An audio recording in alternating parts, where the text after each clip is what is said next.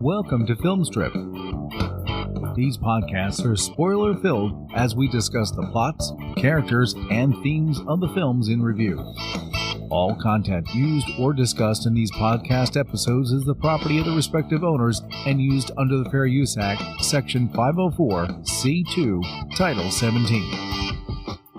Welcome to Filmstrip. I'm Ron. I'm Justin. And I'm Rob. And this is our review of Red Dawn, starring Patrick Swayze, C. Thomas Howell, I put Charlie Sheen, but I meant Emilio Estevez, Leah Thompson, Jennifer Grey, Darren Dalton, Brad Savage, Powers Booth, Ron O'Neill, William Smith, Doug Toby, and Harry Dean fucking Stanton. Directed by John Milius with a script by Milius and Kevin Reynolds. Released in 1984 on a budget of $17 million, it made $38 million at the box office. Not only was it a touchstone movie for people of our generation, but not from Touchstone Pictures. For a lot of the 80s talent that was in the movie, it was also the very first movie to get a PG rating. Now, for those of you who have listened to the show, you might recognize the dulcet tones of one of our guests, but for those that don't know Rob, please introduce yourself and let us know a little bit about your various projects and your history with the movie. Well, of course, I'm Rob, the Cinema Junkie, one of the hosts of the Cinema Junkies, along with my brother from another Mac, the All-Star. Have very exciting things going on with that show. We're a little bit of a hiatus right now, but we got some stuff coming along the way very soon. I was feeling a little burnt out there, so I took a little break, but now I'm back at it. Of course, I got my writings over at ultimateactionmovies.com, and of course, I'm over at Bulletproof Action. I got some stuff over there, as well as actionflix.com, and just various stuff, all over. And that's what I got going on as far as my work ethic and all that stuff. If you could call it that, I don't know, whatever. I'm just babbling. But to go into Red Dawn, I've been very upfront about channel that used to be on in New York called WPIX Channel 11.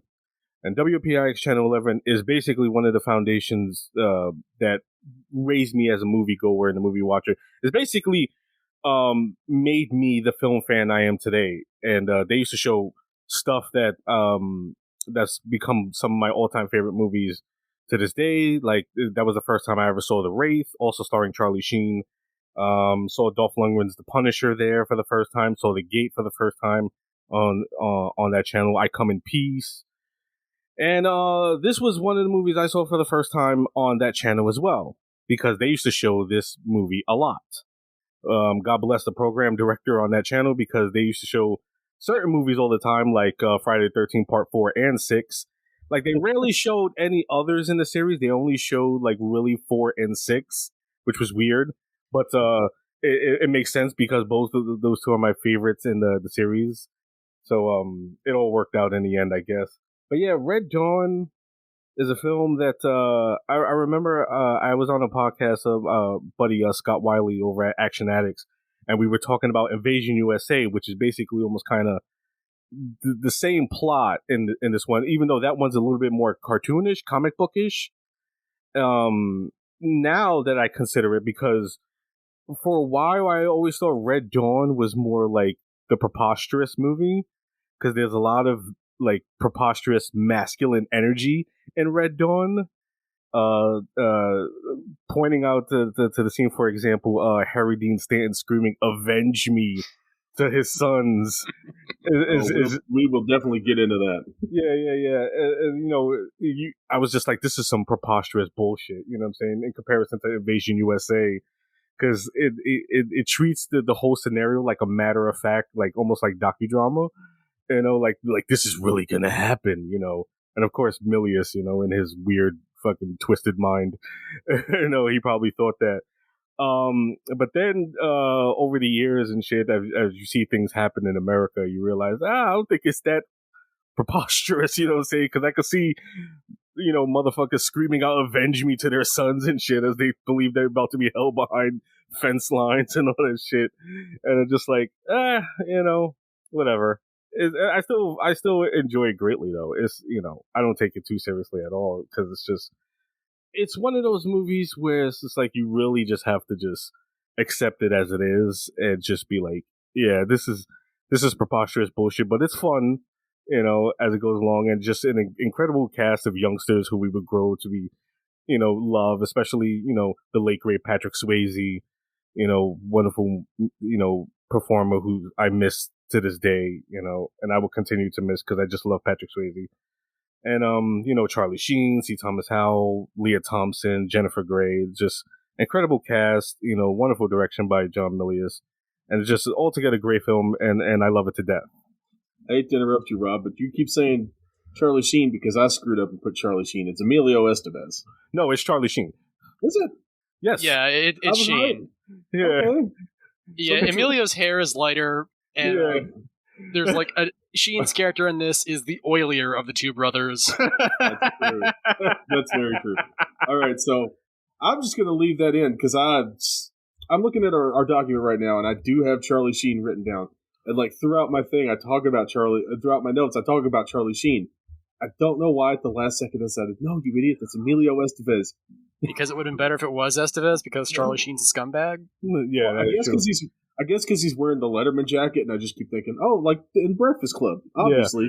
Yeah. Well, they actually wanted Emilio, but he was unavailable, and he suggested his brother Charlie, who was trying to get into acting at that time. So this is like, I think one of Charlie's first, if not very first roles. Was this pre or post Outsiders? This was post Outsiders. Yeah. So that's why I think they wanted Emilio, because they saw the chemistry he had with Swayze. They could play brothers, but Emilio was unavailable. So he was like, yeah, you use my brother Charlie. He's good. He wants to get into acting and all that stuff. And and that's set us on the path to get the Warrior Blood King himself. Well, before we start talking about our Tiger Blood, I have to introduce the other voice you hear on the podcast, who is not familiar to our listeners. This is our new friend, Justin. Justin, since this is your first time on the show, why don't you tell the people a little bit about yourself and let us know what you're up to, what your deal is, and let us know of your history, if any, with Red Dawn. All right. Thank you for having me.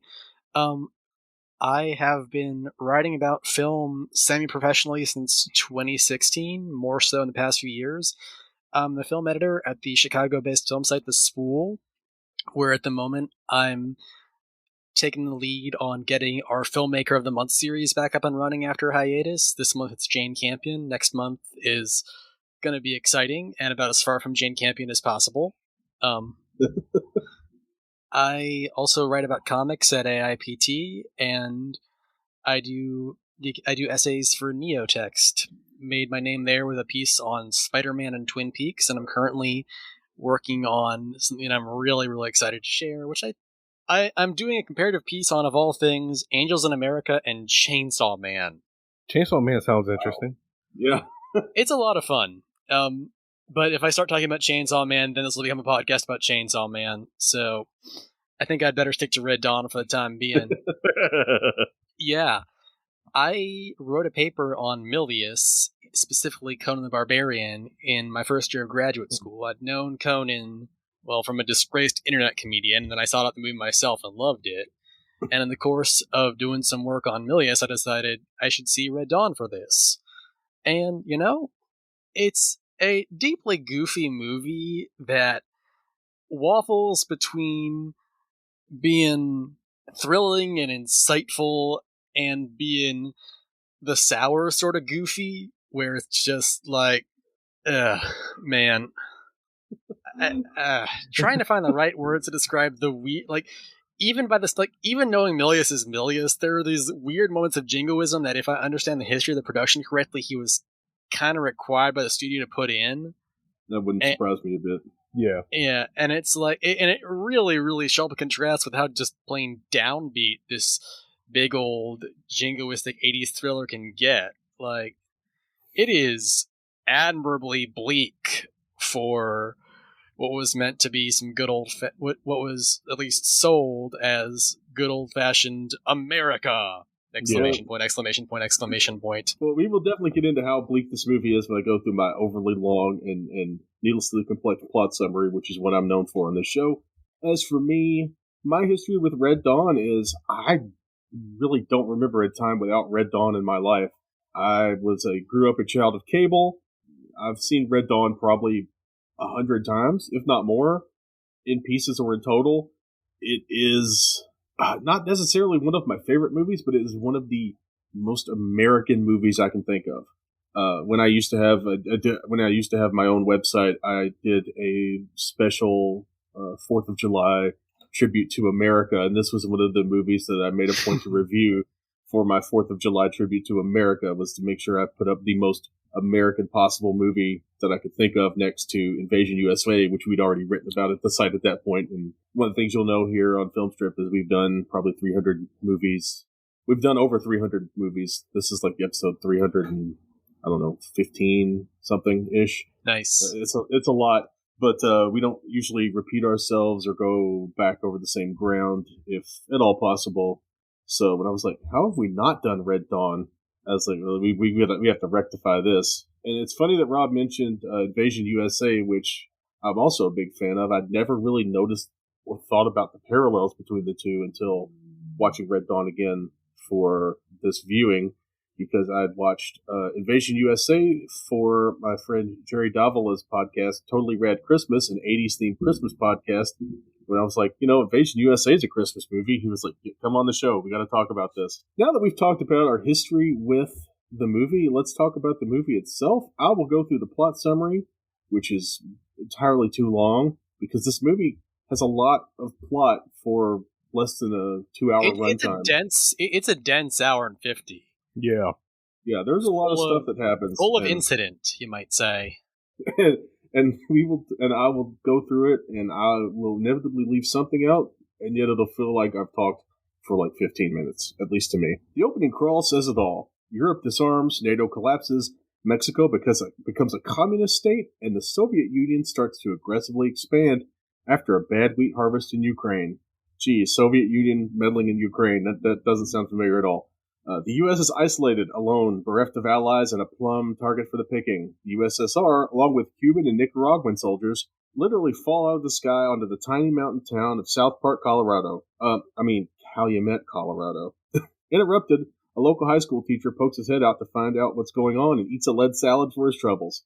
Oh my god, they killed Kenny. Or rather, they killed Mr. Teasdale, who you might know as being the police captain in Last Action Hero or as the fire-breathing Hayden in 48 Hours. That kicks off a frenzy of action as students attempt to flee, are gunned down or captured, or in the case of Matt Eckert, played by Charlie Sheen, escape from the clutches of the Soviets with whoever he and his brother Jed, Patrick Swayze, can drag or throw into the back of a pickup truck. The boys and their friends head to the local general store and stock up on bullets, guns, and soup because this is America before hitting the mountains to hide out. The group consists of Jed, Robert, Matt, Daryl, the mayor's son, and a shit weasel, Danny and Aardvark. Once the food runs low, the Eckerts and Robert, played by the masterful C. Thomas Howell, and he's great in this movie, return to town to find out that Calumet has been taken over by the commies. Most of the town's troublemakers, gun owners, and general red-blooded patriots are being kept in a concentration camp located at the local drive-in. The boys see their father, the one-man wrecking crew that is Harry Dean Stanton, and after a few heartfelt moments where he talks about raising them roughly, Harry Dean Stanton tells his sons, "Avenge me!" The boys get more supplies from the Masons, one of whom is veteran cowboy actor and all-around badass Ben Johnson, the guy who took a year off of Hollywood to become a rodeo champion. It turns out the situation is worse than they thought as World War III has broken out and they're stuck behind enemy lines with only a radio to keep track of things. Robert finds out his father got killed to be an example for those who help the partisans. Mason offers the boys support, and in exchange he wants protection for his granddaughters Tony and Erica, played by Jennifer Grey and Leah Thompson, respectively. As the kids continue to avoid detection after ambushing a Russian patrol, including a pretty gnarly close-up murder by Jed on a Russian soldier not much older than him, the Soviets take notice and start turning over rocks to find out who those guerrillas are. An interview with shit-ass Daryl's shit-ass dad, Lane Smith, a.k.a. the mayor, throws the Eckerts and some of the other families under the bus.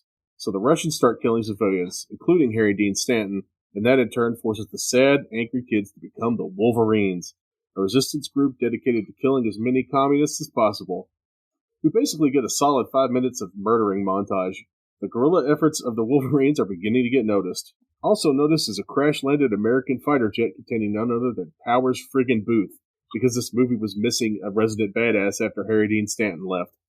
We get a meet cute between him and Leah Thompson, then he goes back to camp to fill the kids on just how badly the war is going, and how many field trip destinations have been nuked or otherwise compromised.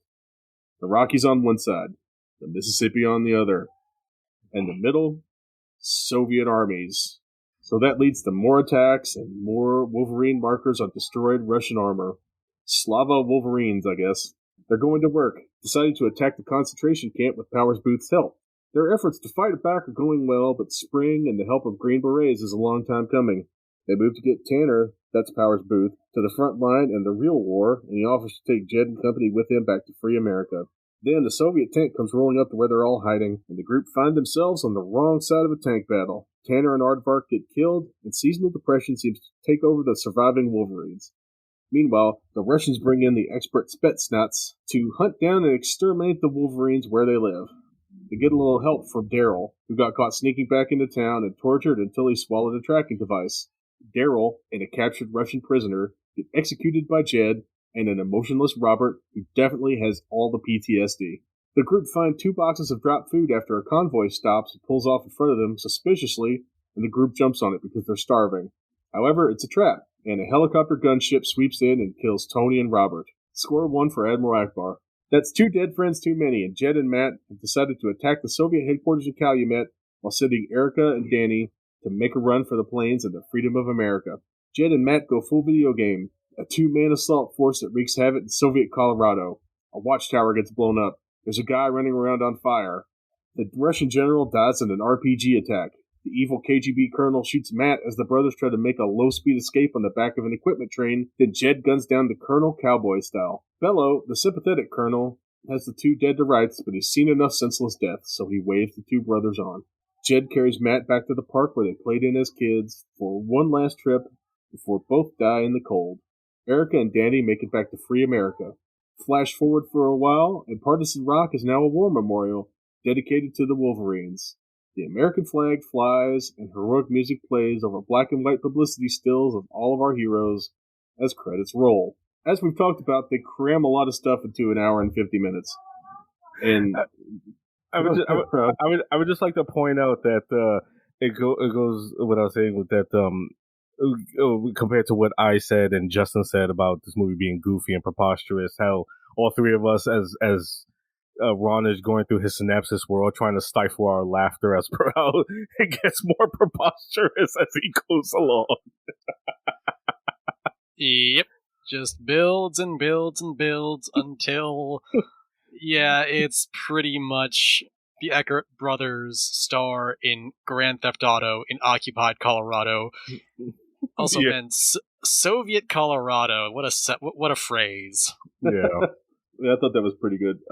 The only movie more preposterous than this one is the 2004 remake of Red Dawn that presupposes that North Korea could conquer the United States. Wasn't it originally China, and they realized, oh wait, maybe we shouldn't tick off one of the biggest movie-going audiences in the world? Yes. That's exactly what happened. And if it was China, it would have been a better movie. No, it was that's a Milius thing too, because he also wrote, what was it, the video game Homefront, where South Korea was the enemy in that game, which is basically a recreation of Red Dawn, because there are many references to Wolverines in that game Homefront. Now, I'm completely unfamiliar with that game. Is it worth checking out? I thought it was good too, and I was so hyped because I beat that game really quickly, and I was like, yeah. And then my brother Mac, the All-Star, was like, yeah, that game is easy as shit, dude. You know, because he's a gamer and I'm not, so, and I felt very proud of myself. So when he was like, yeah, that game is easy as shit, it sucks, and I'm like, oh wow, thanks for the confidence booster. I'm never gaming again. I thought it was alright though. It was there was like a period there where they had really big names in like not quite AAA titles. You had Michael Madsen, and okay, Grand Theft Auto is AAA game, but you had like Michael Madsen in one of the Grand Theft Autos that was like when the series moved from big to really big. And I want to say there was like some kind of ill-fated Reservoir Dogs video game that may or may not have ever been finished. I think it did ultimately arrive in was immediately dismissed. That sounds pretty familiar, the idea of a Reservoir Dogs game. But Might work better as a visual novel, really. But Yeah. now, I have to ask, this movie has one of my absolute all-time favorite cold openings from the 1980s. The moment you see paratroopers landing in this town of what looks like 50 people, it's like, oh, okay, I see exactly what kind of movie this is going to be. Like, we get the teacher who goes out there, and he just says, hey, what's going on, you guys? And then he just immediately eats like 50 bullets. And he's like, oh, I get where you're going, movie. And then they turn the machine gun on a crowded classroom full of children and just open fire. And it's like, oh, you're definitely this kind of movie. Yeah, yeah. Extended close up on a very dead kid. Yeah, I was about to say that. It's like he shoots it. They shoot up the classroom, and everybody ducks for cover, and you just see this one kid just laying there dead on the windowsill, and it's just like, Jesus Christ! Already we're getting PG-13. Hell of a rating, that. Yeah. Yeah, the very first PG-13 movie, and with good reason. And I'm actually surprised it didn't end up an R, because it's a movie about murdering teenagers or trying to murder teenagers. Yeah. Well, it was the 80s. Teenagers were little adults at that point. I think you could easily say had this movie as is been released today, it would definitely get an R rating. Oh, no question. Yeah. It would definitely get an R. Yeah, no question about it. You know, we talked a little bit in our history of the movie and in the introduction about our appreciation or interest or confusion by the politics of John Milius, who is one of those people that I think makes Oliver Stone look sane and predictable. Hilariously, they worked together on Conan. Yeah, right. They were apparently very good. Apparently, were or are very good friends. That makes a depressing amount of sense. I mean, one of them is clearly a conspiracy theorist, and the other one clearly is also a conspiracy theorist, or at least a firm believer in the intrusion of government onto the rights of citizens to own firearms. Because I feel like the moment the KGB lands and takes over the town, they immediately go to the local gun shop, and we're like, all right, pull all the gun forms. We're going to round up everybody in this town that is like armed and or owns a firearm. And I feel like that's 100% John Milius being like, the government shouldn't track who buys guns. Yeah. Yeah, I can see it. Also, you have that great moment that always makes me laugh where you get the bumper sticker, you can have my gun when you pry from my cold, dead fingers. And then the camera pans over to literally that happening as the Russian pries the gun from the man's cold, dead fingers. Now, my whole thing on Milius is, I think he meant that to be a joke. Like, I think he realized how ridiculous that statement is. Yeah. And yet he's also like the biggest gun nut in Hollywood. Did you see that documentary that came out about him 6 or 7 years ago now? I think it was just called Milius. He likes to style himself a Zen anarchist, which the guy's the best word for that man's politics is incoherent. Of course it is. He wrote this movie. Of course it is.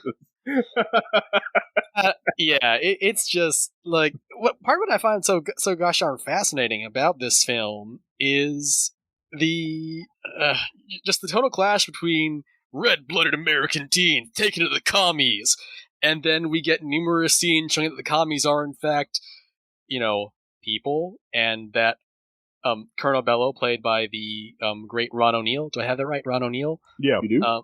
Is like far and away the most sensible adult outside of Powers Booth. He's just like, I don't want to be here. This is a terrible idea. We are brutalizing these people to no effect. This is not gonna help our conquest. I miss my wife. The revolution is dead. Fuck this. Yeah.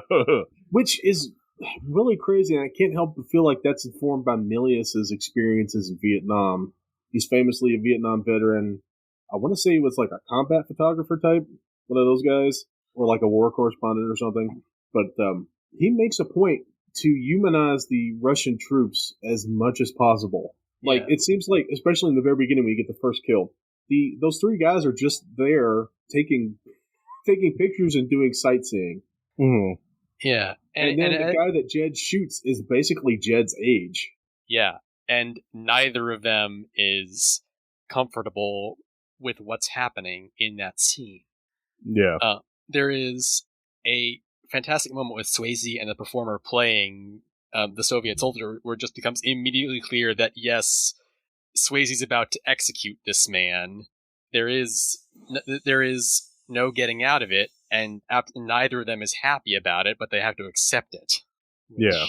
And I actually took I had a note on the action where it's like, I can take or leave the big heroic Wolverines montages of them gunning down faceless Soviet goons, but the intimate moments are such good filmmaking and such good action.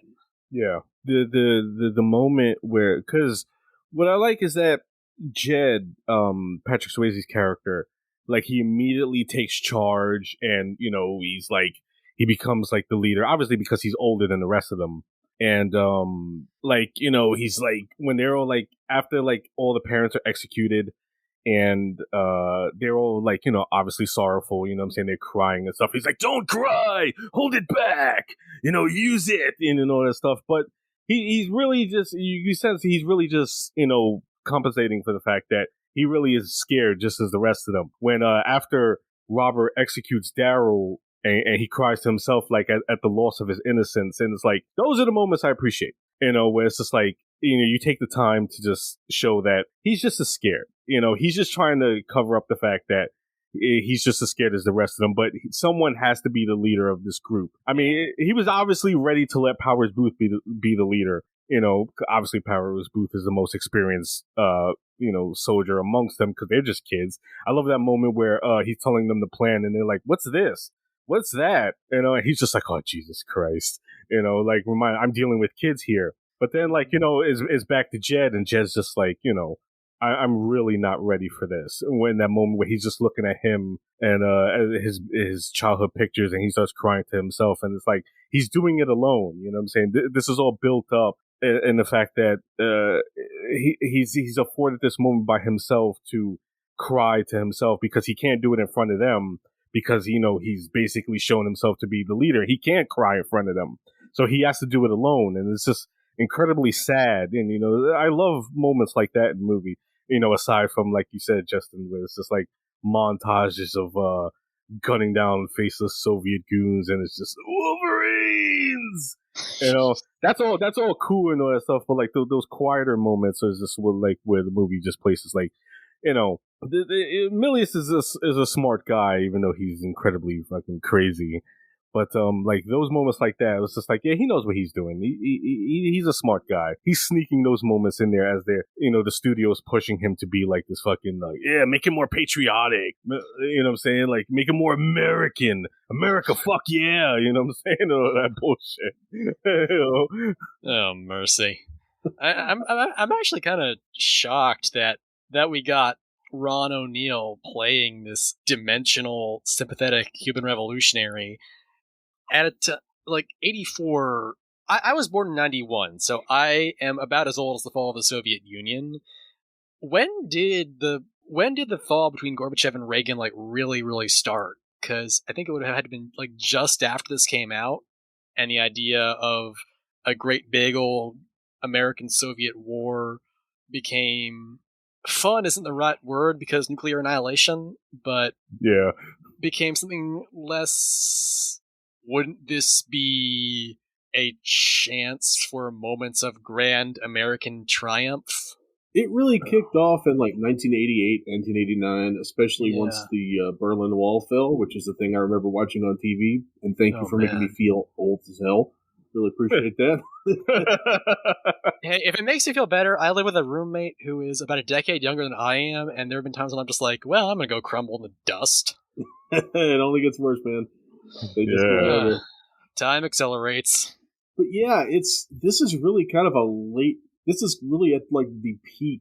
Not even at the peak, but this is towards the end of the peak of aggression between the U.S. and the Soviet Union. We're a couple years away from the START Pact, where everyone starts to reduce their nuclear weapons. Yeah. And but it's still, at this point, it's still a very real thing that is in the cultural zeitgeist. I mean, when I was a kid, if I wasn't shooting Nazis, I was shooting Soviets. in my childhood games. And as a child of the 80s, all of my games were mostly me shooting or blowing up things. Not in real life, but, with toy machine guns and stuff. Probably because I saw this movie when I was like 7 or 8, and it really screwed me up for the rest of my life. I mean, on the one hand, teaching kids empathy. On the other hand, Wolverines! Right. It's funny because like all the stuff with empathy and sympathetic villains and stuff just flew right over my head, and I did not care for it at all. But that montage where it's just everyone holding guns and firing guns and yelling Wolverines and all that stuff, that was exactly on my level. And meanwhile, as an adult, I agree with you guys that I saw, every time I watch it as an adult, I see more things that hit me on a different level than the things I originally loved this movie for, that also make me appreciate this movie more. Yeah, but that happens a lot. When you watch movies as a kid, a lot of stuff flies over your head, and then as you get older, your taste matures, and you start seeing movies differently. Like I remember as a kid, I loved Armageddon.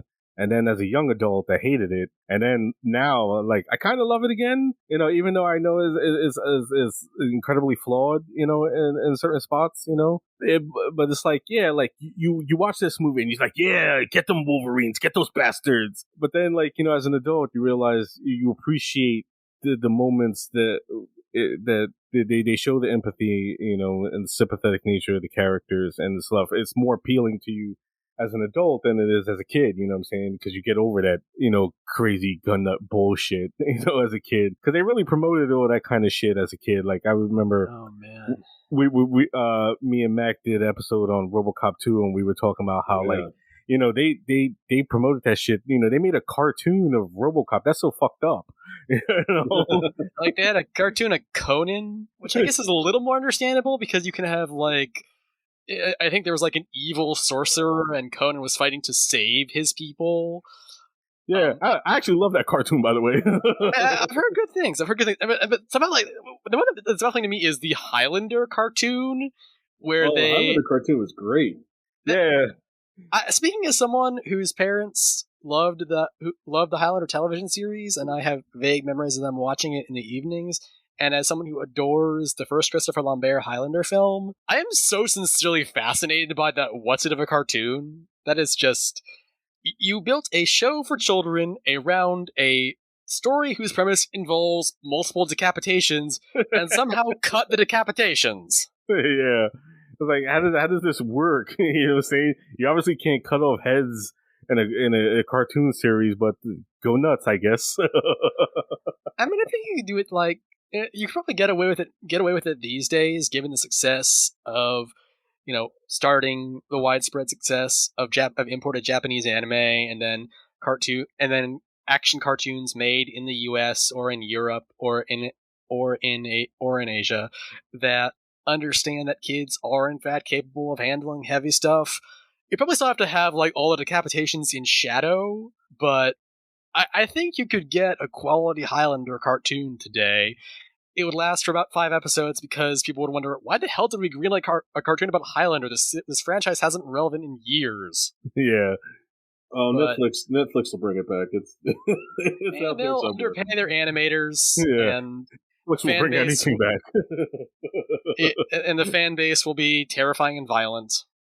As always. Well, but that's the appropriate fan base for something like Highlander the cartoon I'm just like, now if with more sword Red Dawn fights. had come out in the late 80s, would there have been a Red Dawn Saturday morning cartoon?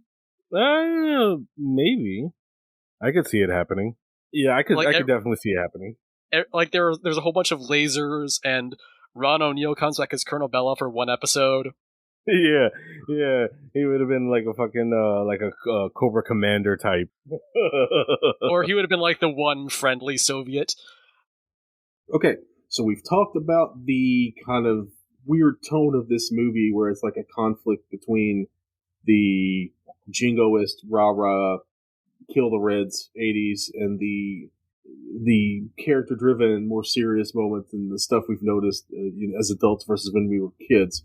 But one thing I've always noticed in this movie, and one thing I've always thought about was just, even before I had a concept of who Harry Dean Stanton was, when he shows up in this movie, he gets like 5 minutes of it. It immediately makes us care about him and his family. Like, he shows up, he gives this speech that is just, knocks it out of the park for me, that killed it for me as a child and that continues to resonate with me as an adult. My dad's been gone for 6 years now, but man, watching this speech, my dad looked nothing like Harry Dean Stanton. My dad actually looked a little bit like Elvis. Having watched this speech, like, and thinking about my dad in this moment, I could definitely hear my dad telling me to go out and murder a bunch of KGB agents as revenge for his death. Yeah, I mean, like, one thing Milius has always been the undisputed champ of is terrific meaty monologues. I mean, he wrote the USS Indianapolis speech for Spielberg in Jaws. Mm-hmm. He definitely wrote, or at the very least, he played a key part in getting Martin Sheen to nail the Flagstaff, I'm still in Flagstaff monologue in Apocalypse Now. Mm-hmm. And he's got, the Crom, I have never prayed to you before, prayer in Conan. The dude has a knack for writing speeches that actors can just make a goddamn meal of, and if ever there was someone who could make a meal out of anything, it was Harry Dean. Yeah. Harry Dean definitely was the king of that shit. And that kind of sets up, like, the gravity of the movie for me.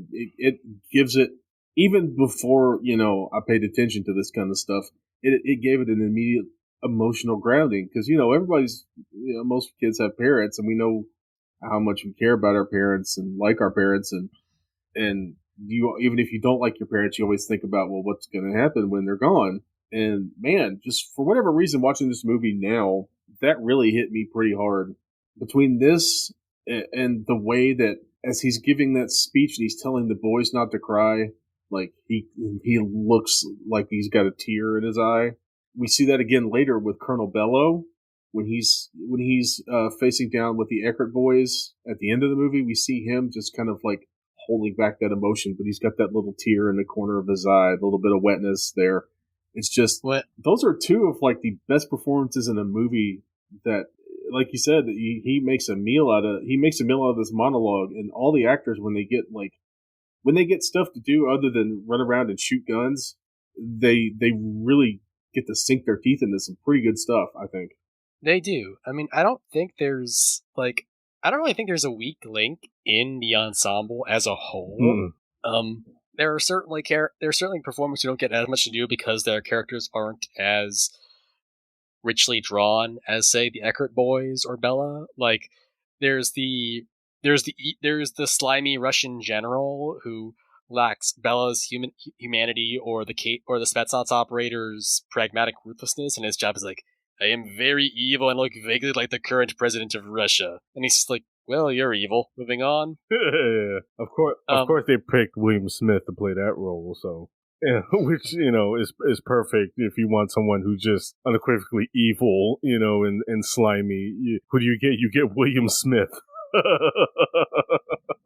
Speaking of evil and slimy, we're definitely going to do Hell Comes to Frogtown on this podcast at some point. Oh, no.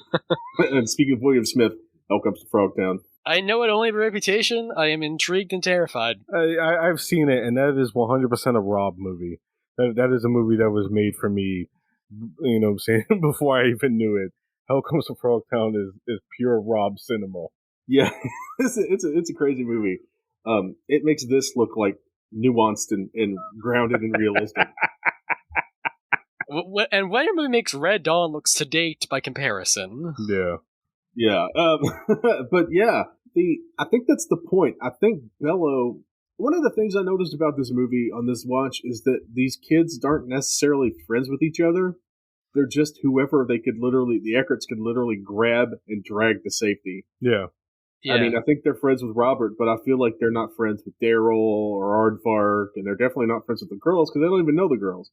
But yeah, and the girls might not even be from. They're not. I think they escaped from like Denver or somewhere and barely made it out to Calumet and faced some horrible traumas along the way. Yep.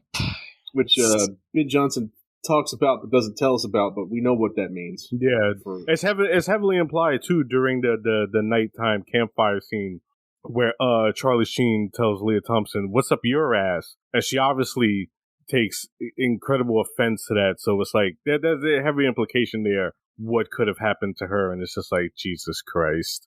Yeah, and it's getting into the dissonance again. It's like so much of the montage sequences really lean into the Wolverines being the baddest of bad, the coolest of cool by 80s guerrilla standards, and then Milius has someone that are very like, these are teenagers. They should not be killing this easily, and in the grand scheme of the American-Soviet war, they're doing fuck all, and as a reward they get post-traumatic stress disorder, and in one case becoming a full-on monster, like in the case of Robert. Of course, the one who becomes the monster is named Robert. I gotta say though that I love C. Thomas Howell's performance in this. By the way, oh, he's fucking fantastic. Yeah. It's just chilling. Yeah, the way he just like that whole scene where oh that hate's gonna burn you up inside, kid. Keeps me warm, and it's like, Jesus, he's full on gone. Yep.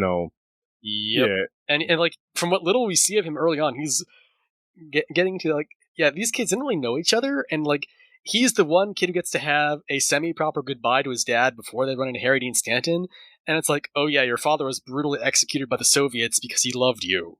Yeah, that breaks him, and he does not come back from that. Yeah, he's like that. That is the snap is right there. To where he becomes like where he's the one who executes Daryl, Yeah, and like they're like everybody else is even appalled by that, and he's just like, what, like when Daryl literally crawls to him like and bleeds on him, and it's just like, what have you done? And everybody's just looking at him like just terrified, and he's just like, what did I do wrong? And it's just like, yeah, there's just nothing left of Robert at all. Yeah, and it's weird. You've got this disparate group of kids who have to come together and work together. And I feel like the Nicaraguan, Cuban, Russian alliance is also like a disparate group of people who don't really know each other and don't really get along, but are working together for this common cause. It's like, tell me one thing Colonel Bello has in common with either the KGB colonel or the creepy-looking Russian general who's like a Nosferatu that grew a beard. Oh man, I would love to see John Milius' Nosferatu. That would be something. Yeah. Count Orlok might get a law. I mean, like Herzog gave noted actual monster Klaus Kinski some pretty great gyro to chew on his Nosferatu, but oh man, John Milius' Nosferatu, that would be incredible. Also a good chance that Nosferatu gets gunned down and or decapitated with a giant fucking sword. I can see that the sword, yes, definitely. Orlok is getting decapitated with a giant fucking sword. No, what I want is Count Orlok servicing a belt-fed machine gun, shooting it like a line of tanks, like carrying it in his coffin a la Django. Yes.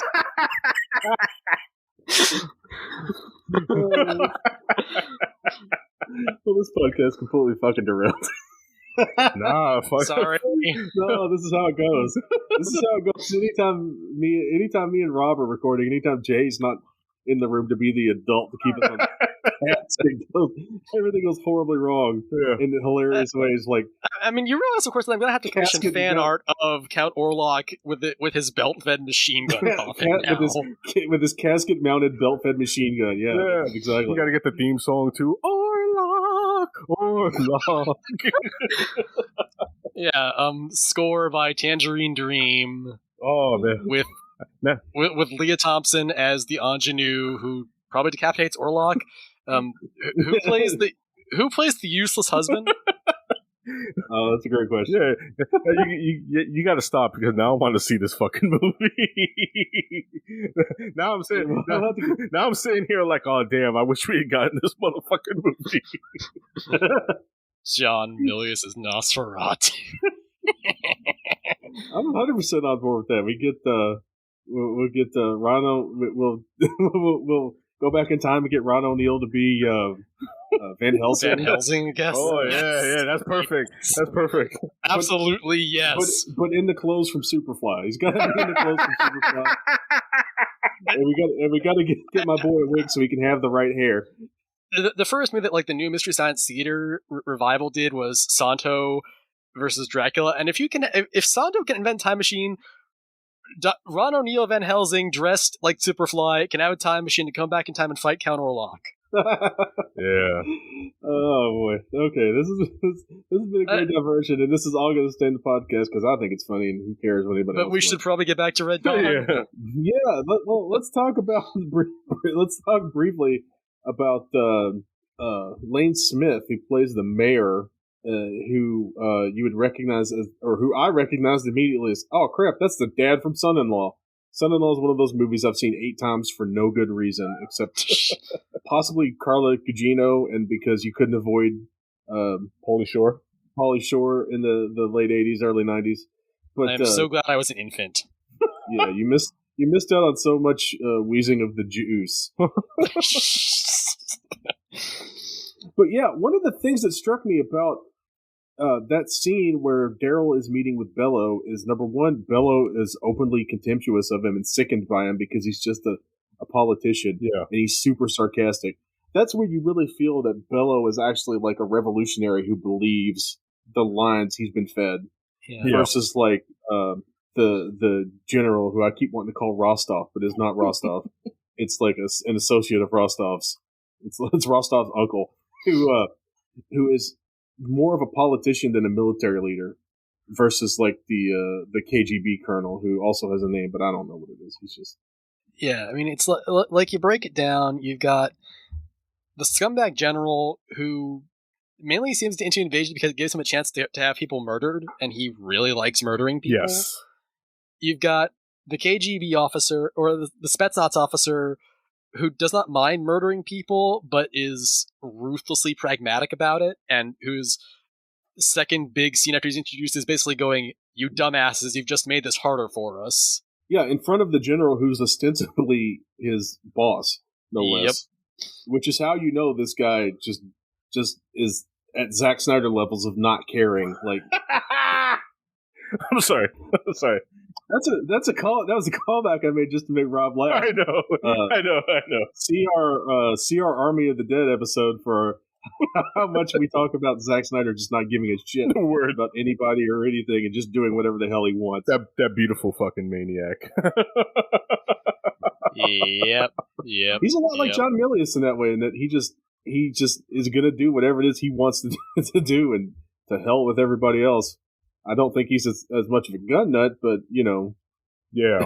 No, I think he prefers weights and swords. Yeah, I think. Yeah, I think it's like there was an interview with him was like, so Zack Snyder, why do you have axes mounted on your wall? Axes are cool. Yeah, exactly. But yeah, the mayor, and God bless him for wanting to protect his kid and all, but of all the ways to protect your kid, selling him out and then indirectly getting him executed, A+ parenting there, buddy. Yeah, and of course the thing that's sorry, Rob. No, I was going to say, and of course, it's the perfect casting with Lane Smith because he plays a good prick, a good conniving prick. Saying God bless Lane Smith because he's an incredible actor, but he was really good at playing slimy pricks. The thing that sells it most for me is when he says to the guys, "Oh, he's a politician. He's like me." And that immediately lets you know what you're in for with Daryl. That's the immediately first, like, oh, geez, this kid is going to be a problem for these guys later. I just feel it. Even more so than, like, the fight that he gets in around the fire, where both of him and Charlie Sheen almost go falling into that fire. And Swayze's just, like, casually traipsing through the open flame. Yeah. Which is, that's pure Swayze. Swayze's just going all for it. I mean, he's so cool he can't burn. Yeah, that's true. Yeah. Nice. Swayze's just, fuck fire, man. I'm going for it. You know what I mean? God bless that man. God bless that man so much. I miss him so much. I do too. I miss Patrick. I say it all the time, like, I'll be sitting there, whatever movie is on that he's in, Dirty Dancing. I love Dirty Dancing. Black Dog. Black Dog is great. Oh yeah, never seen Black Dog. Dirty Dancing is fantastic. I kind of find it hilarious that apparently he and Jennifer Grey were on really bad terms making Red Dawn. Yeah, Leah Thompson actually said that she was surprised that they worked so well together in Dirty Dancing because they fucking hated each other making this movie. And, she was like, oh, I'm so surprised, you know what I'm saying, because they couldn't stand each other. From what I hear, they really couldn't stand each other making Dirty Dancing either. There's that shot in Dirty Dancing where they're doing, like, the dance practices, and he runs his arm down her side. She starts laughing, and he gets frustrated. And that's not him acting. That's really Patrick Swayze getting frustrated that she keeps fucking up the shot by laughing. But I think that goes to show that Swayze was a consummate professional because John Leguizamo said in his autobiography that during the making of To Wong Fu that Patrick Swayze wanted to beat him up too because of all his constant improvising, And he's like, Patrick Swayze wanted to punch me in the head, and it's like, that shows a man who's really cares about his craft. Where he wants to fight people, for fucking up the movie. Just as long as he doesn't take it to the point of actually fighting people, because then you're just an asshole. Yeah. I feel like if you haven't seen it, the Movies That Made Us series that Netflix did had one on Dirty Dancing, and I'm not a big Dirty Dancing guy, but that documentary about it, where they talk to all the people involved, is just amazing because they go into detail literally about the amount of times that Patrick Swayze stormed off of set because he hated Jennifer Grey, and Jennifer Grey said that she wouldn't do the movie because they were going to get Patrick Swayze, but the producers wanted Patrick Swayze, and how the producers had to fight to get Patrick Swayze because they wanted somebody else, and this, that, and the other. And how Patrick Swayze did all that movie with a bad knee. He'd blown out his knee. Yeah.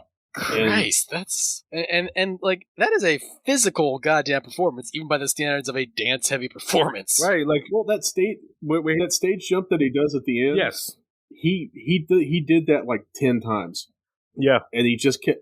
And every time he hit the ground, he would stumble or fall. There wasn't a crash pad for him to land on. He had to land on his feet. That's why he did it 10 or 15 times. That's why it cuts right before he lands. If you notice, you see that scene, it cuts right before he lands because he just barely could make that landing. But he did it. He did it that many times. It shows that the man was a fucking consummate professional. If you watch, I should know. For anyone listening, my mouth has been agape for the past 30 seconds. But if you watch the Movies That Made Us on Dirty Dancing, they show you from behind the scenes footage. Somebody just had a camcorder, and they recorded the unedited version of him making that jump, and it's amazing because he sticks the landing. Oh, wow! On the last time. He was like, I got one more in me, and he just lands it perfectly. It's like the Kerry Stroke at the '96 Olympics, landing on one leg kind of thing. I'm thinking of Kurt Russell nailing that basket in Escape from L.A., which apparently he actually did do. Yeah. Same for Sigourney Weaver in Alien Resurrection. Yeah. Also, you mentioned Kurt Russell. That's another person who wanted to beat up John Leguizamo on the set of a movie on executive decision because he was annoyed by all his improvisations. John Leguizamo had a lot of people wanting to beat him up throughout his career. Huh. And as the father of a 3-year-old who absolutely loves Encanto, if I have to hear We Don't Talk About Bruno one more time, I'm going to beat up John Leguizamo too. Oh, God. I haven't seen Encanto yet, but I've had it recommended to me by almost everybody I know, my sister, my cousins, that I need to see Encanto. I saw the tail end of it at a birthday party before seeing Turning Red, which was super charming. But we really should get back to the communism. Okay. Speaking of Central America, one of the things I really like about this movie is how effectively they use that death of Harry Dean Stanton and all the others as the way to galvanize the kids. And as an adult, it's funny, or not. It's as funny as a mass execution can be because as they're all lined up there, they all just start singing, America the Beautiful. Yeah. America the Beautiful, and it's badly. They sing it badly. They sing it angrily. They're off key.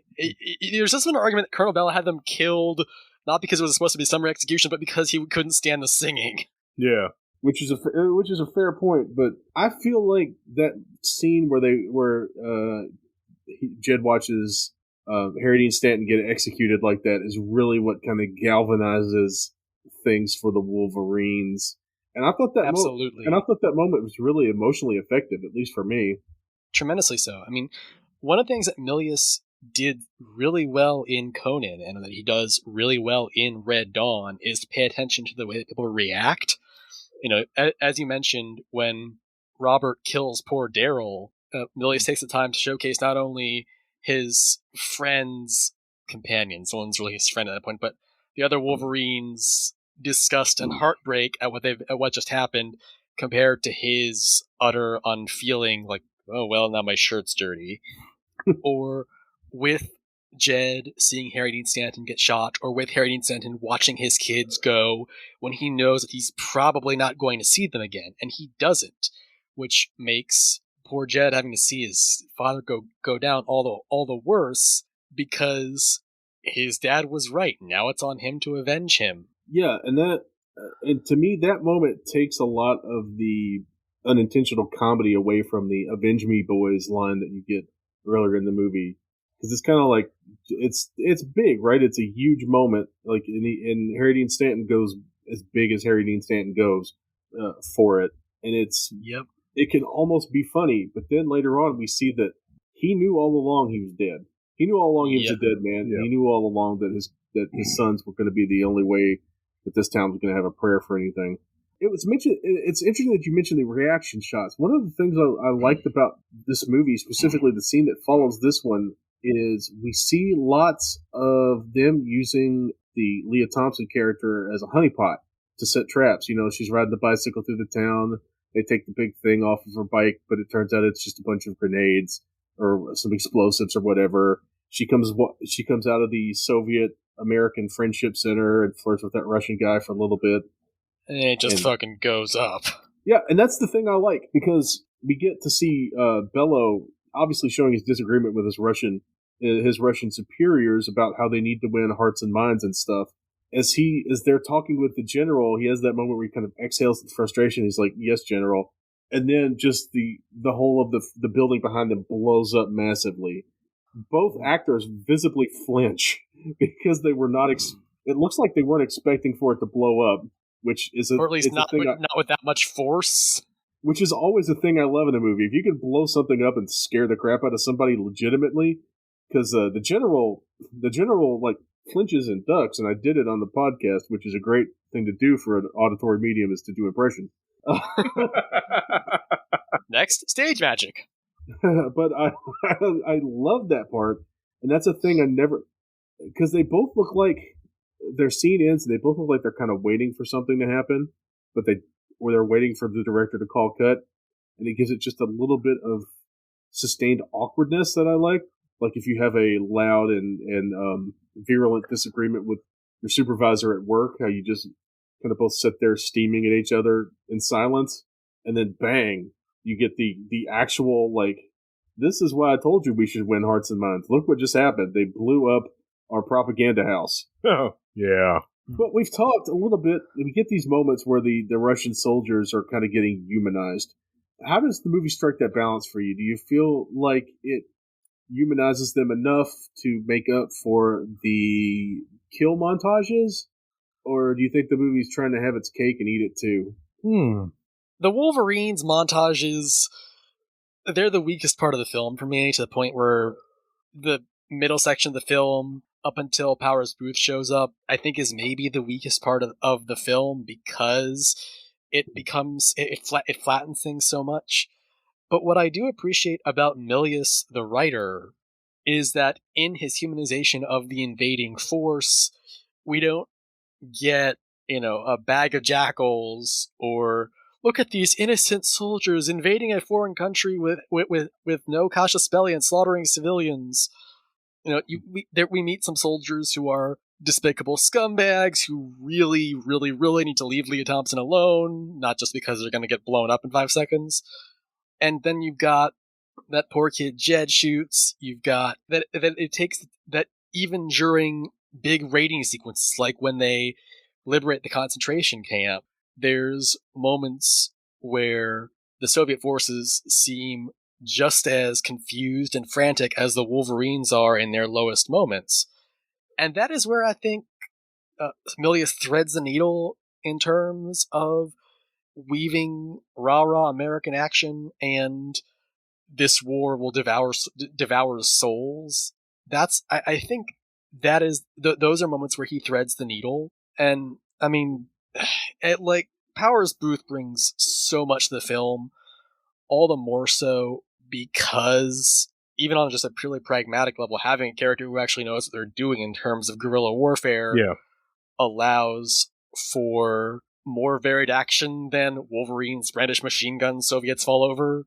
But bringing the adults more directly into the fray, I think, pulls the film away from being this, flat museum piece and gives it some vitality that lasts today. Yeah. I like that, what Milius does is that as we show, because you have the Russians being just incredibly evil, but you have Bello, Ron O'Neal being, the sympathetic one out of all of them, and it's kind of encapsulated with him. And, it shows as he gets more sympathetic, the Wolverines get more, I guess, on the level of the Russians. You even have Matt, when after Daryl has discovered that he's got this tracking device in him, and they're going to execute him and the Russian soldier, Matt says, "What's the difference between us and them?" And he says, "Because we live here," and that's supposed to be the hoorah moment. And then when it comes time to executing Daryl, he can't do it, and then Robert does it, and then it's just now Jed sees oh shit, Matt is literally right. We literally crossed the threshold. Now we're the fucking monsters. You know what I'm saying? And I love that moment, because it's just that's that moment of reflection of him is oh shit, you know what I'm saying? Because we just executed one of our own, and Robert did it in cold blood because Robert doesn't give a shit anymore. And it's just we've literally crossed that threshold where it's just now we're the monsters. Now we're no different, And I love that he took that moment to to showcase that, because like I said, Milius is not a dumb guy. He may be crazy, but he's not dumb. He's a very smart guy, and he knows that in a point of war, those things happen where you just come conflicted with who you are as a person, and you have to do these things that are horrible in the nature of, whatever, winning, freedom, whatever, you know what I'm saying? And it's just at what cost, And that's perfectly showcased in that moment. And I really appreciate that he took the time to do that, where he could have just had moment, just another moment of yeah, Wolverines, yeah, we're fucking good guys and we're killing the bad guys, It's no, I really want you to think about this shit in this preposterous fantasy I created, for the world to see. You know what I'm saying? Yeah, and it's interesting because it feels like there's a constant escalation as the movie goes on. Yeah, where our first fight is a guy gets shot in the butt with an arrow, and he's begging for help, but it's in a kind of a funny way because he's shot in the butt with an arrow, and then Jennifer Grey accidentally kills him. Basically, because she picked up the machine gun by the handle and squeezed the trigger and fired off a few rounds that hit him. With Tanner showing up, that kind of kicks off an escalation. They start doing bigger things. They start having bigger plots, and that kicks up a further escalation on the half of the Russians. It's the whole thing is we started out throwing rocks, now we're going to throw nukes. They just keep getting bigger and bigger, and the scope of the Wolverines and the scope of the Russian efforts trying to stop them just keeps getting bigger and bigger until it stops being, let's hunt down these 8 kids or whatever that are stuck out in the woods, and it becomes, we're not just going to send out 3 guys in a Jeep, we're going to send out some attack helicopters. Yeah. And we're going to set traps. And it feels like this is the point of the movie where between the attack on the concentration camp feels like the most rah-rah part of the movie. Yeah. Because they're throwing guns out of the back of a truck and arming all these prisoners, and the Basil Polidorus music is just blasting your face off in the background, and Milius You're is gonna really die. I die on your feet. That's Yeah. like a sweet. Jed is screaming like, "Yeah, we're all gonna die. You're gonna die. Die on your feet. Not like a man." And he's saying shit, and it's like, "Oh yeah, okay, buddy." And But- then things go right to hell. Yeah. Well, that's Milius setting us up, right? He's like, look how good this is going. Oh, wait, you thought this was going good? Now Aardvark's going to die. And now Tanner's going to die. And now they're going to realize, oh, this isn't just us hiding out in the woods shooting at deer that happen to be Russian guys. This is like a legitimate thing. And there aren't any civilian reprisals anymore because they're going to spend all that energy and all those bullets and all that planning to try to catch and kill us. Wait, can I just point out that the first Wolverine they kill is the Latino? Yep. That sure is. Yeah, That's choice. I definitely felt that. You know, being a Latino myself is like, okay, the first Wolverine you kill is the Latino. The only And naturally he gets like no story of his own. He's just like the guy who is there. yeah, he's the single minority they have in the group, and he just gets killed, and then that's it. You know, thanks a lot, Milius. It feels like if they made this movie now in that part of what's supposed to be Colorado, you would have to have at least a quarter of the group to be Latino.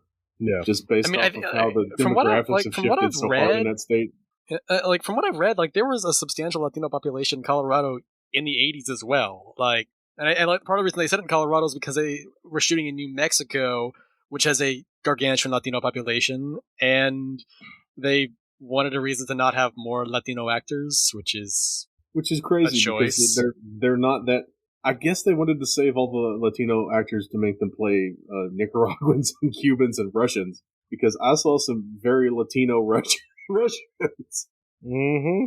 I guess they just decided, all right, you guys will just all be the bad guys because it's the 80s, and that's what happens to Latinos in the 80s, unless they're the hero. I have no comment on that. Count on Hollywood to fail and fail massively. Oh, yes, absolutely. I'm just surprised they didn't have one black kid in the movie to be the first guy to get shot. That is true. I mean, because of the time period. Yeah. And it's one of the things that like I find fascinating about the way Red Dawn handles its violence and handles its war story is again the tension between the early images of rah heroism, look at these kids go, and then Milius, the student of history, Milius, the fan of artfully depicted brutality, is like, no, these are teenagers with guns against the fucking Spetsnaz. They're dead and they don't know it. Like, the scale of what they accomplish is, at best, they, like, the most successful thing they do is liberate a concentration camp, which is tremendously heroic, and also it's one concentration camp in the middle of a massive occupied territory in an ongoing war. And as much as Basil Poldar's score pumps up the heroic actions, they accomplish very little at tremendous cost. And there comes a point where Swayze realizes, like, this is done, we've lost, and I need to try and find a way to keep some of us alive somehow, and I'm not going to be one of the people who lives. One of the things that makes me I'm like super curious if Milius had somehow seen Army of Shadows, which was not widely seen in the U.S. until the mid 2000s, I think, because there is a decided similarity there between the moral necessity of resisting the occupation of France and the fact that any one resistance cell would on their own essentially be ineffectual, and the cost would be catastrophic. Mm-hmm. And like Army of Shadows and Red Dawn, not really comparable in any other way aside from being movies set in wartime, focusing on tiny resistance cells. But there is a bleakness to Red Dawn that all the bombastic music and heroic montages cannot erase. And once Milius has gotten the heroic montages that make the studios happy, the man goes all in on that bleakness. Like the last act is grim for a Hollywood blockbuster. Yeah. Yeah, because the gunships, like 3 helicopters swoop in and gun down Robert and Tony. Basically, it's like the attack on the concentration camp was the last successful thing that the Wolverines were able to do, and after that, it's just death by 1,000 cuts, death by exhaustion, death by. At this point, they've been doing this for months. They've been living rough. They have to be exhausted and hungry and starting to get malnourished because there's only so much. There's only so many vitamins you can get scraping moss From off a of deer rocks in December in the Rocky Mountains. It's not exactly. When they started this movie in September, I was like, you would think Russia would be smarter than that because they know how not to do a war in winter. They know what happens when you invade a place in winter, and you're attacking Colorado way too late. Mm-hmm. Yeah, but then we couldn't have that cozy Christmas scene. And yet we also saw them attack Ukraine in real life in the middle of mud season. So maybe I'm overestimating the brains behind the Russian military in general. I mean, 30 years and a whole different rancid ideology, but yeah. Mm-hmm. Oh, yeah. But yeah, everything starts going bad, and then we get to the last moment where everyone's just about had enough. You've got Robert executing Daryl for his sudden yet inevitable betrayal. You've got Jed executing the Russian soldier, and then you've got the big setup for the suicide mission where Matt and Jed have basically decided we can't do this anymore. It's Blaze of Glory time. It's the end of Young Guns. Or is it Young Guns 2? I forget. I mean, Ben Johnson, the end of the Wild Bunch. Yeah. Oh, yeah, good pull. Yeah, it's the very last.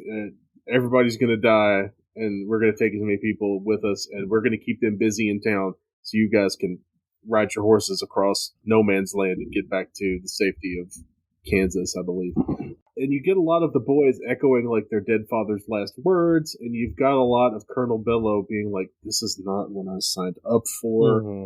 I can't do this anymore. I'm killing innocent people because of what their kids are doing, and it's like 8 kids out in the woods, and they've killed dozens of people, and we can't stop them. But then when we do kill them, we realize this is like we just shot children. This is like a 15 or 16-year-old girl. This is like a 15-year-old boy. These are not adults. These are not fighters. These are just kids trying to do anything to keep living and to get us off of this land. I am a revolutionary. I am for the people, and what I'm doing is the exact opposite of everything I believe in. So you get that nice moment of Bello humanizing himself, and watching it now as an adult, I see a lot in Ron O'Neal's performance when he's writing that letter and doing that voiceover that I really appreciate. Yeah. Yeah. And, props to Milius for like the majority of the Russian and Cuban and Cuban characters speaking Russian or Spanish for the majority of their screen time and not sticking us with aggressive accenting. Mm-hmm. Yeah. Yeah, I absolutely detest that trope of, well, this is supposed to be a Russian character, so he speak English like this. He talk in a broad accent, and this is how you know that he is Russian speaking Russian. He is talking like this. Yeah. Or you could do it the smart way, like McTiernan did it in Hunt for Red October, where they're speaking in English, but he basically transposed it to the way that basically they're talking in Russian, but the way he shot it is that they're supposed to be speaking to Russian to each other, but we hear it in English. Yeah, and Warrior does that too, which yeah, absolutely. That's such a good fucking show. Yeah, this gets us toward the end of our movie where the boys go down in their blaze of glory, and we get some of the craziest action sequences in the film. What do you guys think of this final attack? I think it's pretty bombastic. I think it's successful in part because at this point they've whittled down the Wolverines to just the Eckert brothers, so we can follow 2 distinct protagonists as opposed to just the Wolverines as a cluster, and that we actually have our main protagonist and antagonist in the same space. So there's an opportunity for those intimate moments, like Jed getting dropped and then getting fatally wounded by the Spetsnaz colonel in that great gun down. Yeah. Yeah, and like the cast hurting is part of what makes the montages weak for me. That it's just like the Wolverines and the Russians, And then in the final sequence, we have Jed confronting the Spethot Colonel, Colonel Bella confronting the brothers, the Russian general going up like a Roman candle. Mm-hmm. Yeah. There's a specificity that makes the sequence work better for me. It reminds me of Conan's action sequences, like that terrific moment when they're raiding Thulsa Doom's lair, and one of his generals realizes that Conan somehow fucking walked off being crucified, and it just goes, "You." Yeah. That. I think it's because you get to see faces, and I think that really makes the big difference. That's actually, and it's that's actually my mother's favorite scene in Conan, by the way.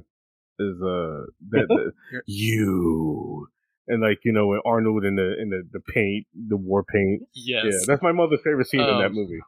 Your mother has good taste. Thank you. Yeah, I'm a big fan of this final action sequence. The only thing that disappoints me in hindsight is the dude on fire. He's not on fire enough. Like, he's just running through the scene with one arm on fire. I feel like you got to go full Swamp Thing and just have the dude completely, like... If you have a Burning Man, make him a Burning Man. Yeah. Yeah, don't send him to Burning Man. Just send him... Oh, man, like, that would be something like Red Dawn in present day. Putin's Russia attacks Burning Man. Yeah. Isn't that just like Mad Max? I mean, like, they already kind of have that, like, is it Wasteland Weekend, which is the semi-official Mad Max con, where a whole bunch of Mad Max vehicle hobbyists go out in the desert for a weekend? Nice. Yeah, that sounds like fun. I had a friend who went once. Apparently, it was a lot. I can imagine. I can imagine. But yeah, we get that execution of the Russian KGB colonel, where he finally gets to use his grandfather's gun, and I noticed that he fanned the revolver, which is not the way you want to do that. But I guess if it works, it works, and, you know, rule of cool and all that. I mean, like, this is not exactly Michael Mann or Michael Bay's Red Dawn, and those dudes are, like, famously obsessive about gun usage. Yeah. Milius, he likes guns a lot. He isn't as big on the process, I suppose, or at least Red Dawn, the film, is not as concerned with the mechanics of proper firearm usage as it is, here is Jennifer Grey with a belt-fed machine gun. Yeah, I can see that. But I will say, you can tell which actors put in the work practicing with the firearms and which actors didn't. Mm-hmm. Nah, I like that. I like that that climactic sequence. You know why? I don't have a problem with bummer endings that most people do. Bummer endings is just like, yeah, I could, you know, because sometimes life is a big old fucking bummer, you know. So I could see that being a reflection, you know. Like, I like that with Jed and Matt. There's a part of them that knows that, you know, there's some part of them that feels like we can make it, but then, you know, the smart part knows that, yeah, we're going to die. We're going to die here, bro. And I said, I love you, Maddie. I love you too, Jed. Because, like, yeah, we're probably not going to make it out of here, bro. But, you know, whatever. We're going to do what we can, and, you know, we'll see what fucking happens, you know. And yeah, like Ron was saying, it's brave to just end a movie like this. You know what I'm saying? Like, you know, that one, like, after they've both been shot, and Jed carries Matt to the playground where they used to play as kids, and he's like, "Oh, we're almost home, Maddie." He's like, "I'm so tired. I'm so very tired." You know, and it's like, those are probably his last words. You know, and just it's just, imagine trying to end a movie like that nowadays. They'll fucking the studio will fucking crucify you. Like, what the fuck are you doing? You gotta end it with, I mean, happy, you know, saying them smiling, the birds chirping, and the sun shining. You know? Yeah, like, I never saw the Hemsworth Red Dawn, but from what I understand, it's like, the war continues, and in this case, like, no, the only people who get a semi not horrid ending in this film are Bella, who's getting the fuck out of Dodge. Yes. Or Chalamet, or Chalamet, as the case may be, and Jennifer Grey and the generic Wolverine. Yeah.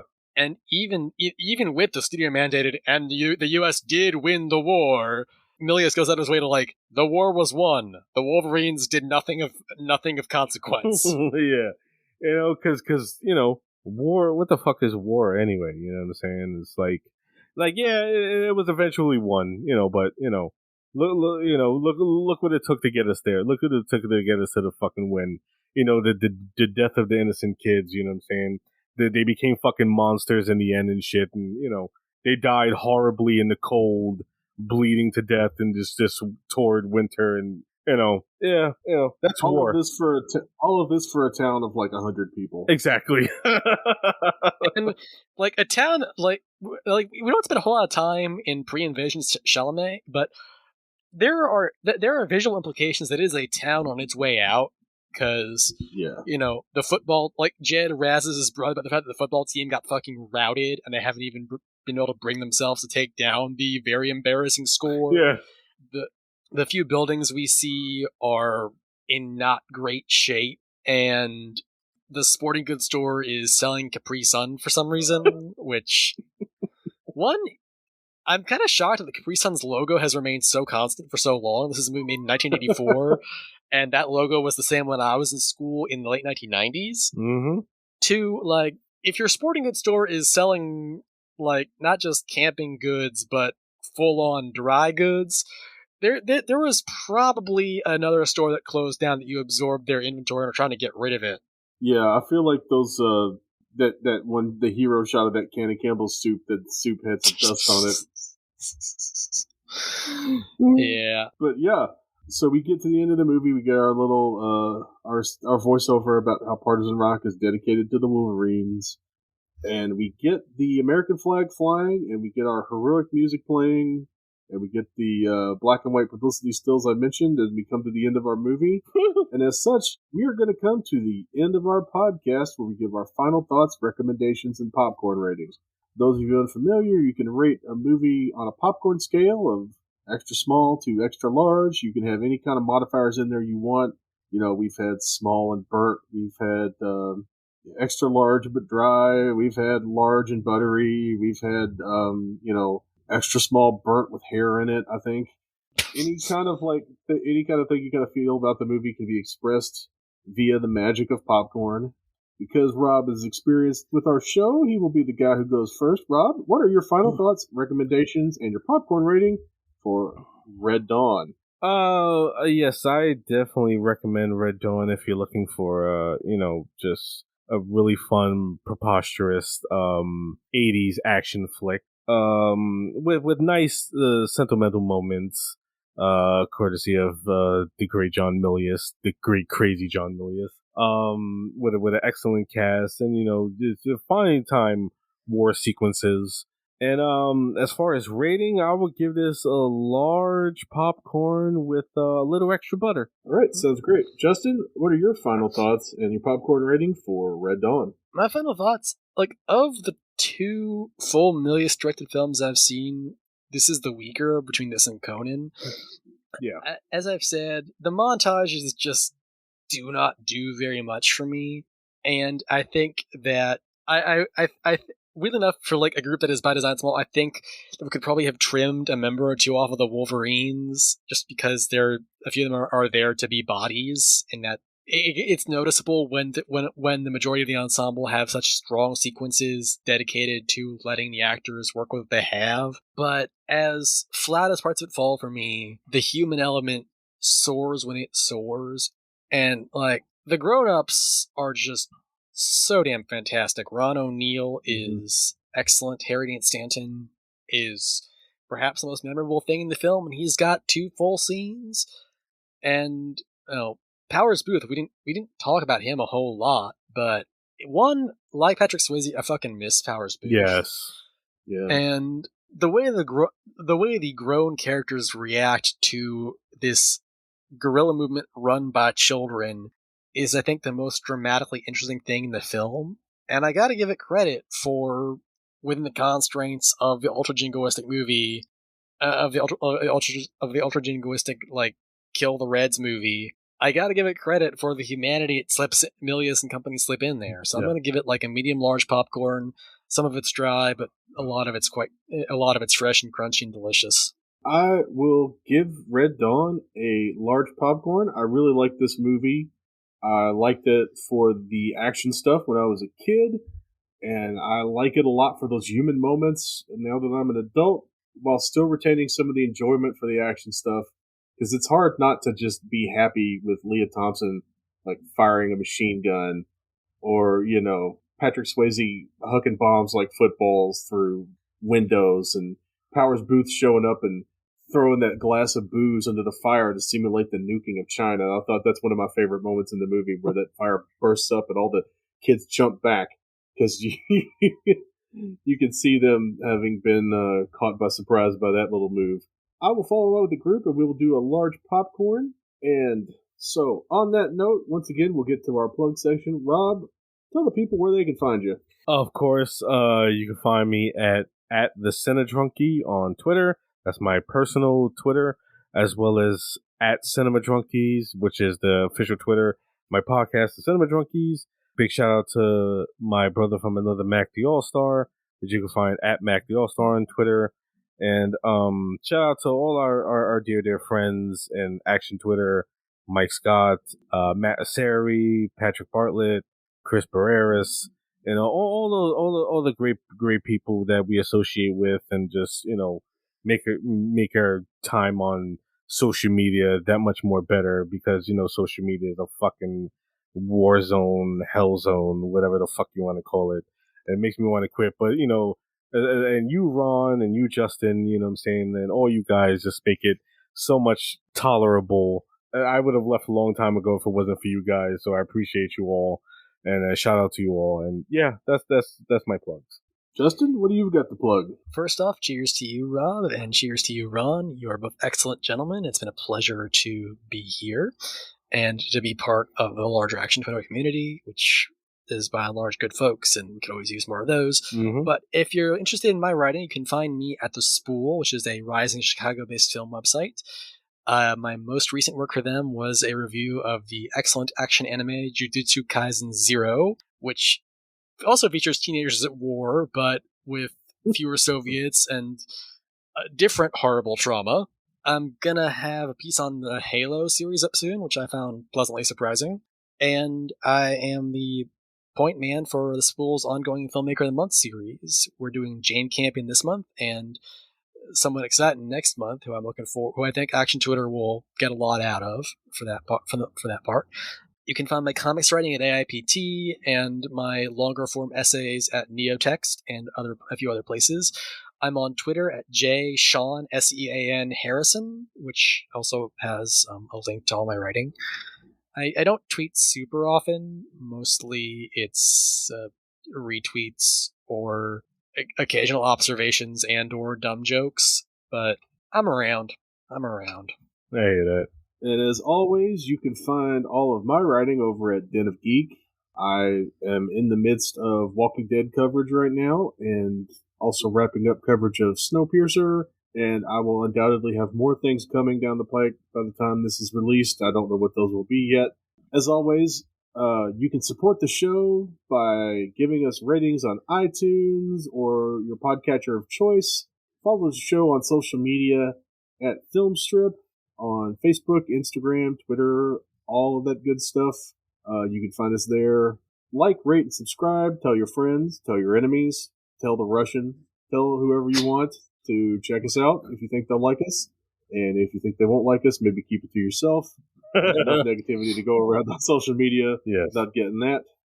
For my guests, Rob and Justin, I am Ron. Thank you very much for listening to Filmstrip.